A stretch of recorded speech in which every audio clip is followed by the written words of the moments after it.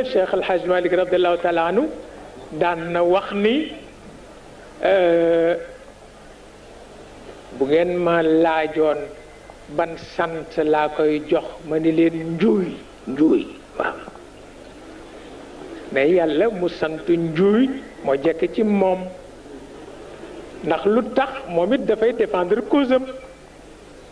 boo deful benn effort rek mu gañe la moo tax foog nga def effort bu bëgg de xuloog moom layoog moom li taxoon sunu mbokk chrétien yi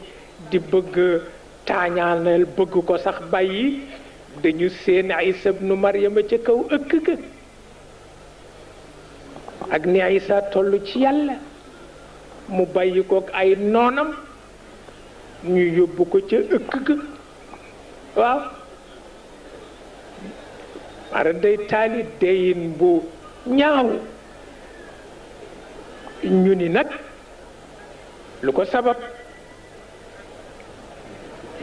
ñu ni ku xamul lañu négocier ñoom ñaar doo ko mën a firi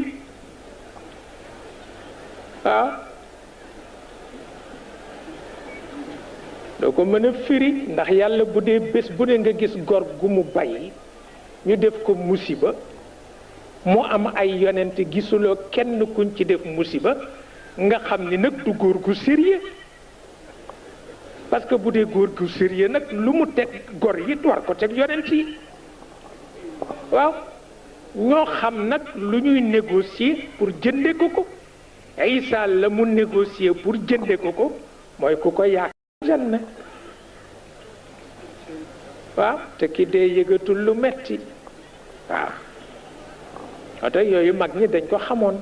pire Cheikh El Hadj Malick di wax ni bu ngeen ma laajee santam ma ni leen njuuy la sant njuuy loolu kenn ñeme na ko santale mag mu dëkk si pénc ci sax waaye moom mi ngi ko santale yàlla ndax xam na li mu wax waaw xam na li mu wax léeg-léeg am côtéem moom yàlla côtéem bu mu tudde ñàkk kersa ne ma ñàkk kersa ñàkk kersa googu nag ngay négocier wax na dëgg ku ñàkk kersa la parce que lu mu wax dëgg la lu mu def dëgg la ki nga xam ni nag lu mu wax dëgg la lu mu def dëgg la dootul mën a am kersa dafay ñàkk kersa